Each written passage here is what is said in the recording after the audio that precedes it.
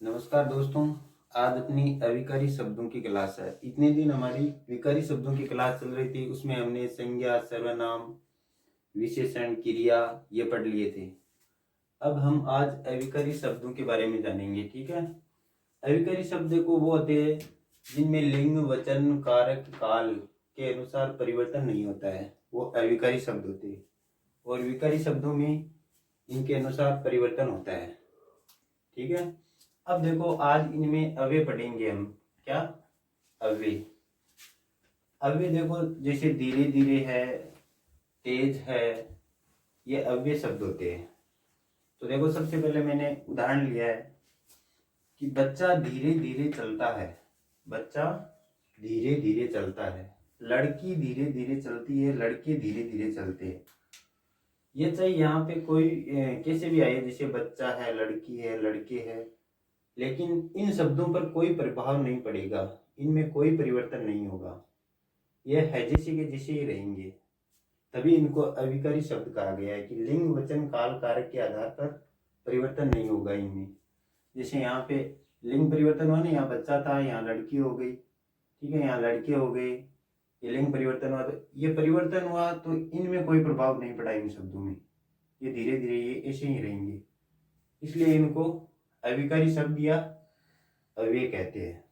जैसे दो उदाहरण इधर है, काला घोड़ा तेज दौड़ता है। यहाँ पे घोड़ा है और यहाँ पे काली घोड़ी है।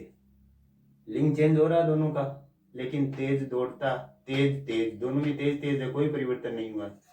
इसके दौड़ता हो जाएगा, इसके दौड़ती हो जाएगा, ठीक है।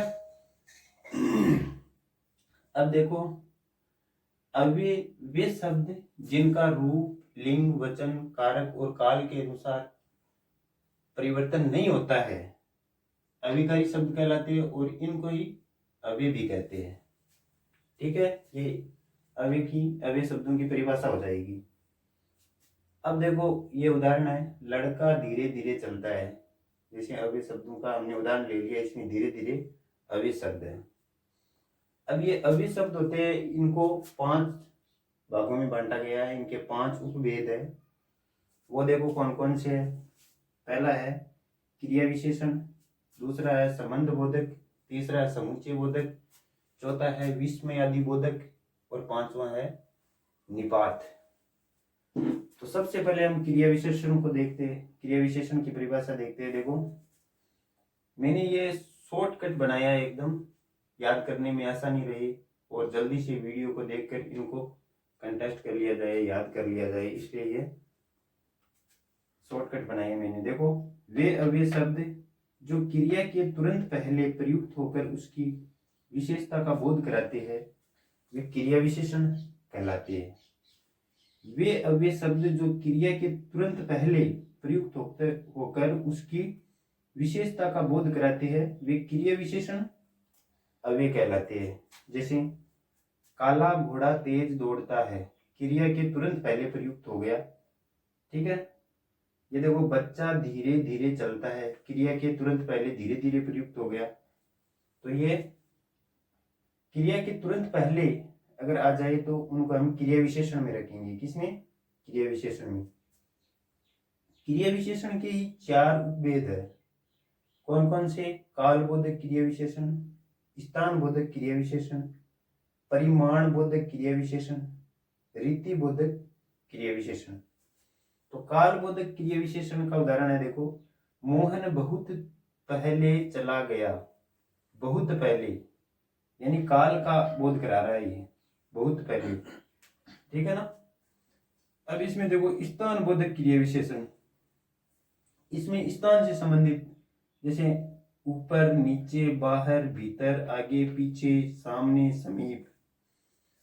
जैसे कोई ऊपर गया है, ठीक है, कोई नीचे से आ रहा है, कोई बाहर जा रहा है, कोई भीतर आया है, कोई आगे चल रहा है, ठीक है। ऐसे हम इनके उदाहरण बना सकते हैं। अब देखो आगे, परिमाण बोधक क्रिया विशेषण। परिमाण, माप तोल का बोध कराएंगे ये। जैसे थोड़ा, बहुत, कम, ज्यादा, जरा सा, अधिक, कुछ, ठीक है। तो इसको परिमाण बोधक क्रिया विशेषण बोलेंगे इनको। आगे है रीति बोधक क्रिया विशेषण। रीति के हिसाब से देखो, धीरे धीरे, अचानक, रीति का बोध कराएंगे ये। वे अव्यय शब्द जो रीति का बोध कराते हैं, जैसे वह धीरे धीरे चलता है, वह धीरे धीरे चलता है, वह अचानक गिर गया। ठीक है, ये रीति बोधक क्रिया विशेषण कहलाएंगे। अब देखो 2 नंबर देखते हैं, संबंध बोधक क्रिया विशेषण। वे अव्यय शब्द जो 2 संज्ञाओं को जोड़ने का काम करते हैं, 2 संज्ञाओं को जोड़ने का काम करेंगे, वे संबंध बोधक अव्यय शब्द कहलाएंगे। जैसे देखो, उदाहरण के लिए, घर के सामने बगीचा है। घर और बगीचा, इन दोनों को जोड़ने का काम करने वाला अव्यय है सामने। ठीक है, तो ये संज्ञाओं को जोड़ने का काम कर रहा है। ठीक है ना, तो ये संबंध बोधक क्रिया विशेषण 2 संज्ञाओं का। ठीक है, सामने देखो, ऐसे ही यहाँ पर भी आया, देखो ये रहा सामने, लेकिन इसके लिए मैंने यहाँ नोट डाल रखा, वो बताऊंगा मैं भी। देखो उदाहरण देखते हो पहले, विद्यालय के आगे तालाब है। तो विद्यालय और तालाब 2 संज्ञा हो गई, इनमें आगे अव्यय शब्द आ गया, तो इसको हम संबंध बोधक में रखेंगे। आगे छत के ऊपर कौवा बैठा है। छत और कौवा 2 संज्ञाएं आ गई, ऊपर क्रिया विशेषण आ गया इनमें, तो ये संबंध बोधक हो जाएगा। आगे देखो, मोहन सोहन दोनों संज्ञाएं हैं, के समीप बैठा है। मोहन सोहन के समीप बैठा है, तो समीप, इसको हम संबंध बोधक में रखेंगे। ये शब्द देखो यहाँ पर भी आ रहे थे, यहाँ पर देखो, ऊपर नीचे बाहर भीतर आगे सामने समीप। अब देखो इनमें क्या अंतर है, देखो एक नोट डाला मैंने। कुछ अव्यय शब्द ऐसे होते हैं जिनका प्रयोग क्रिया विशेषण और संबंध बोधक दोनों में किया जाता है। ये देखो, ये सामने, ये दोनों में प्रयोग कर रहे हैं हम, लेकिन शर्त क्या है, यदि वे अव्यय शब्द किसी क्रिया की विशेषता बताए तो क्रिया विशेषण कहलाते हैं।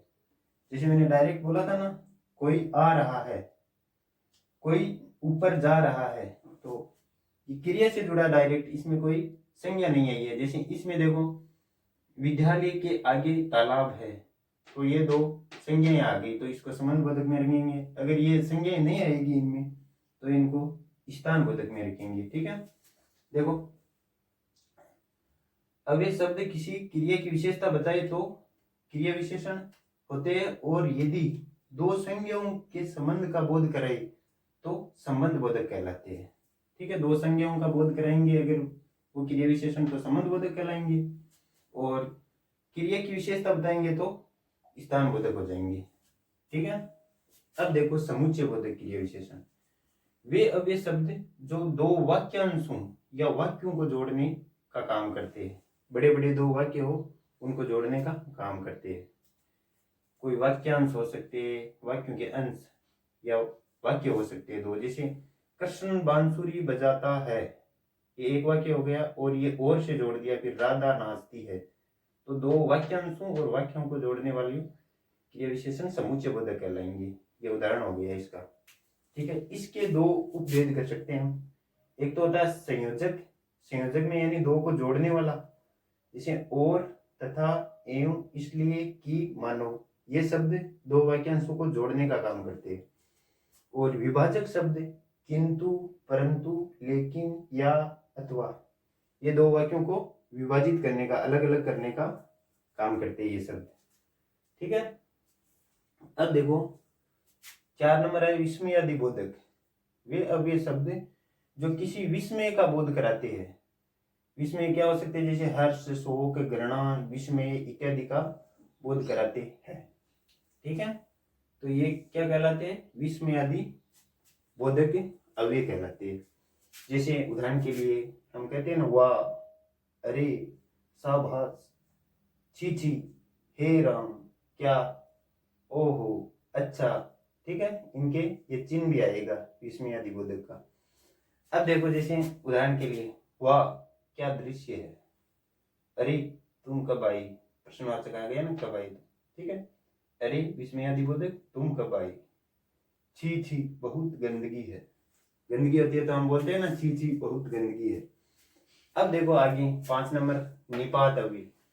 ये क्या होते हैं, वे शब्द जो किसी वाक्य में प्रयुक्त होकर उस वाक्य में अपने बल का प्रयोग करते हैं, अर्थात अर्थ को प्रभावित कर देते हैं, वो निपात कहलाते हैं। ये कुछ ही है, देखो, ही, भी, तो, अतः, यानी ये अपना पूरा प्रभाव दिखाते हैं वाक्य में। जैसे मोहन ही जयपुर जाएगा, कोई बात होती है कि भाई जयपुर कौन जाने वाला है, तो मोहन ही जयपुर जाएगा। आपको भी आना है, किसी को हम बुलाते हैं तो किसी एक व्यक्ति को विशेष कहते हैं कि आपको भी आना है, तो ये अपना पूरा प्रभाव रखते हैं। ये ही, भी, तो, अतः निपात होते हैं।